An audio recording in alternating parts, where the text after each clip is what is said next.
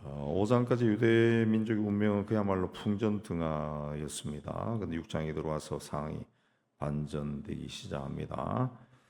자, 에스더가 이 왕을 위해서 잔치를 베풀고 내일 또 오세요 그렇게 말합니다. 왕이 그렇게 무슨 말을 하라고 다그쳐도 나라의 절반을 주겠다라고 말해도 에스더가 뜸을 들이면서 내일 오세요. 내일 말하겠습니다. 그러니까 그날 밤에 왕이 잠이 오지 않는 겁니다. 도대체 뭘 말하려고 내일 또 오라고 할까? 그렇게 해서 역대일기를 가져다가 자기 앞에서 읽게 했다. 역대일기는 오늘날로 의하면은 뭐 실록이죠. 조선실록과 같은 그런 겁니다. 왕궁에서 일어난 일들을 기록해 놓은 그런 이야기죠. 그래서 그 읽는 가운데 거기에 왕의 두 내시가 왕을 암살하려고 하는 음모를 모르드게가 고발하였다. 그 대목을 이제 마침 또 그 읽게 된 겁니다. 마침 또 읽게 된 거예요. 그러니까 이런 것이 이제 다 하나님의 섭리죠. 하나님의 섭리입니다. 자, 인간의 뇌는 굉장히 사소하고 우연인 것처럼 보이지만은 하나님의 섭리가 아니면은 일어날 수 없는 그런 일들이 우리의 삶에서도 일어납니다. 그러니까 항상 하나님은 우리의 삶에 관심을 가지고 있다, 세심히 보살피고 있다라는 것을 우리가 믿어야 됩니다. 뭐 믿습니다가 믿는 게 아니라 나와 함께 하시는 임마누엘로 함께 하신 주님이 항상 나와 동행하시고 나의 모든 것을 알고 있다라는 것을 믿어야 합니다. 그래야 그 만나는 고난을 극복할 수 있고 모든 어려움을 또 이겨나갈 수가 있는 겁니다. 그 만약에 모르드게가 그때 어떤 그 암살 음모를 발견해서 이제 고발해서 왕이 암살되는 것을 이제 모면하게 했다. 그 일에 대해 가지고 그때 만약에 대가를 충분히 받았더라면은 그는 동족을 구해내는 일을 할 수가 없었을 겁니다. 그러니까 그 당시에 아무런 보상을 받지 못하게 하신 분도 하나님이시다라는 거죠. 그래서 자기가 암살음으로부터 살아났는데 그 일을 행한 사람이 모르겠는데 아무 상도 주지 않았다 해서 왕의 마음에 갑자기 미안한 마음이 들게 하신 분도 하나님이신 거죠. 하나님이신. 그럼 그러니까 모르드게에 대한 보상을 하나님이 못 주게 한 거죠. 하나님의 섭리 가운데. 그래서 훗날 왕이 그날 읽게 하고 미안한 마음을 가지게 하고 급히 그 누구를 찾게 만들고 그렇게 한 거죠. 그러므로 우리는 선을 행하되 낙심하지 말지니 피곤하지 않으면 내가 이름에 거두리라라는 말씀을 기억해야 됩니다. 그래서 신하들이 아무것도 베풀지 아니했습니다라고 답하니까 왕이 미안한 마음이 들어가지고 누가 없느냐 하니까 마침 그때 하만이 자기가 자기 집에 세운 나무에 모르드게를 달게 해달라고 왕에게 간청하러 들어오는 중이었다라는 겁니다. 그래서 하만이 있다 그러니까 왕이 들어오게 해라. 그래서 그 하만이 들어왔을 때 왕이 6절에 묻죠. 왕이 존귀하게 하기를 원하는 사람에게 어떻게 하여야 하겠느냐. 네. 그 말은 이제 왕이 어떤 사람에게 어떤 기쁜 상을 주고 싶은데 어떻게 하면 좋겠니? 라고 물어본 겁니다. 그러니까 하만이 생각하기는 그렇게 할 사람은 나밖에 없지 않겠냐. 이 교만한 마음이 들어가지고 자기가 원하는 대로 8절에 왕이 입는 왕복을 입게 하고 왕이 타시는 말을 타게 하고 왕이 쓰는 왕관을 씌워가지고 온 동네를 다니면서 왕이 존귀하게 하기를 원하는 사람에게는 이같이 할 것이라 그리 외치게 하라 그런 말을 합니다. 그런 말 합니다. 그러자 이제 왕이 하만에게 너는 10절에 네가 한 말대로 왕복과 말을 가져다가 대역을 문에 앉아 있는 유다 사람 모르드게에게 조금도 빠짐없이 다 해라 그랬습니다. 조금도 빠짐없이. 그래서 하만이 그 모르드게를 그 자기 집에 만든 그 나무에 달려고 그 간청하러 들어왔다가 오히려 모르드게에게 왕복을 입히고 왕관을 씌우고 왕이 그 타는 마차에 태워가지고 온 시내를 다니면서 왕이 존귀하게 하기를 기뻐하는 사람에게는 이같이 하리라라고 모욕을 당하게 된 겁니다. 당하게 된. 성경 말씀대로 교만은 패망의 선봉이요 거만한 마음은 넘어짐의 앞잡이다라는 말씀이 그대로 이루어진 겁니다. 그러므로 우리는 항상 하나님 앞에서 겸손한 자세를 가지고 있어야 됩니다. 하나님 앞에서 어떻게 겸손하냐? 하나님이 있으면 내가 당연히 겸손하죠. 하나님 앞에서는 당연히 내가 낮아지죠. 하나님 앞에서라고 하는 것은 결국은 예수님도 말씀했지만 사람 앞에서 그렇게 사는 거죠. 사람 앞에. 언젠가 임금 앞에 가니까 임금이 네가 내가 줄일 때 나에게 먹을 것을 죽이고 내가 목마를 때 마실 것을 주고 내가 감옥에 갇혔을 때 네가 찾아봤다. 그러니까 내가 언제 그렇게 했어요? 나는 당신을 만난 적도 없는데. 그러니까 네가 주변에 있는 사람이 한 것이 곧 나에게 한 것이다. 그랬죠. 그러니까 하나님 앞에 가면은 당연히 내가 하나님 앞에 엎드려 절하고 하나님께 뭘 드리라 그러면 아낌없이 다 드리고 하나님 앞에서는 내가 뭐 바닥에 납작 엎드려서 낮은 자로 살고 겸손하게 살죠. 당연히 나는 그렇게 합니다. 그렇게 말하는 사람들이 있습니다. 또 우리도 그런 마음을 가지고 있는데 하나님 앞에 하는 것이 바로 자기 삶에서 만나는 사람에게 하는 겁니다.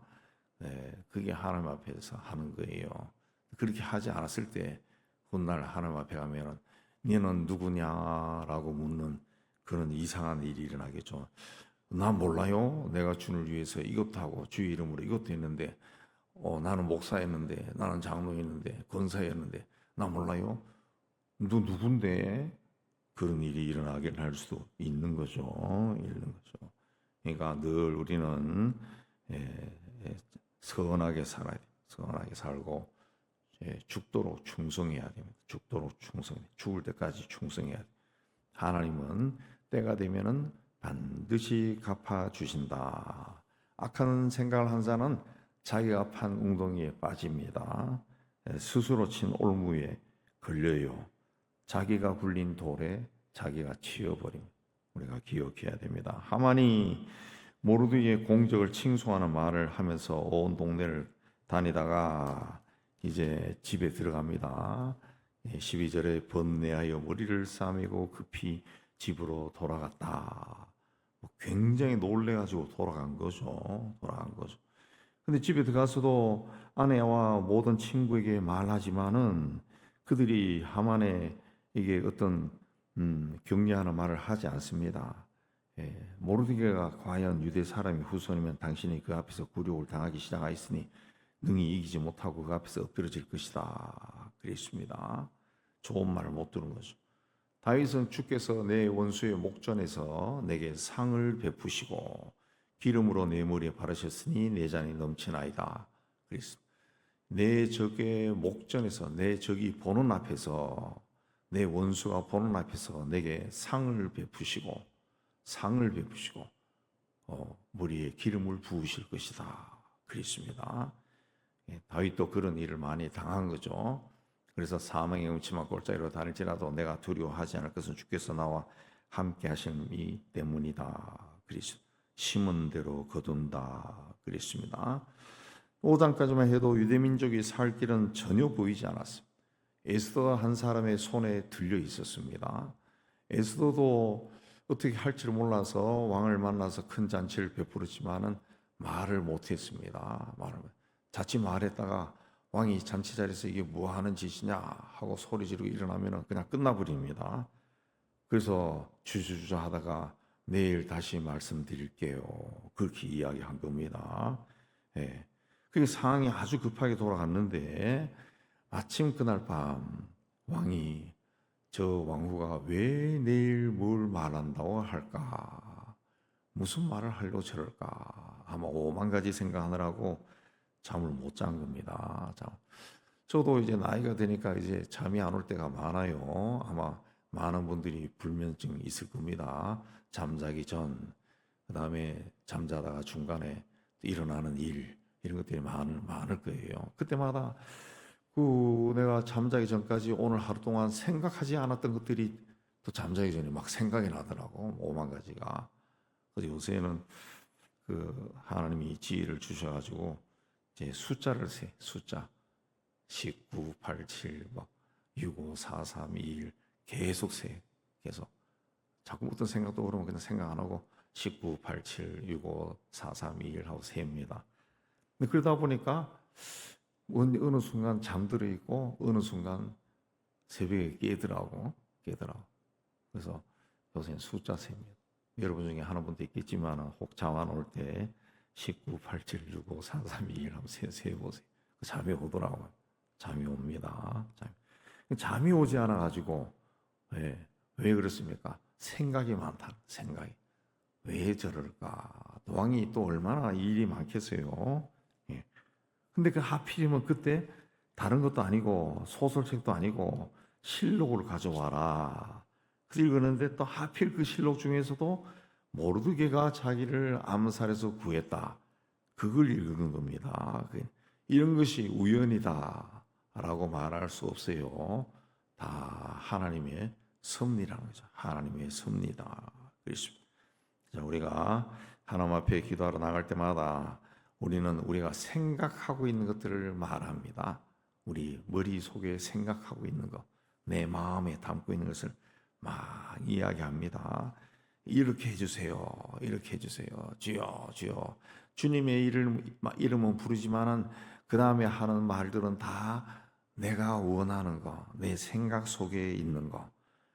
그걸 A4 용지에 적어 와서 하나님의 손을 막 끌어당겨 가지고 여기 도장을 찍으세요. 사인을 하세요. 막 그렇게 이야기합니다. 그거는 우리의 방법대로 그렇게 기도하는 거죠. 네. 근데 인간의 생각은 항상 불완전합니다. 내 생각대로 다 이루어지면은 나는 굉장히 행복하고 하나님이 나와 함께 하셨다라고 막 기뻐서 종로까지 뛰어갈 것 같지만은 전혀 그렇지 않습니다. 내 생각대로 뭔가가 이루어졌을 때. 근데 인생길 오래 살면서 기도 열심히 한 사람들은 내 생각대로 뭔가 이루어졌을 때 그게 온전히 나에게 기쁨이 되더냐?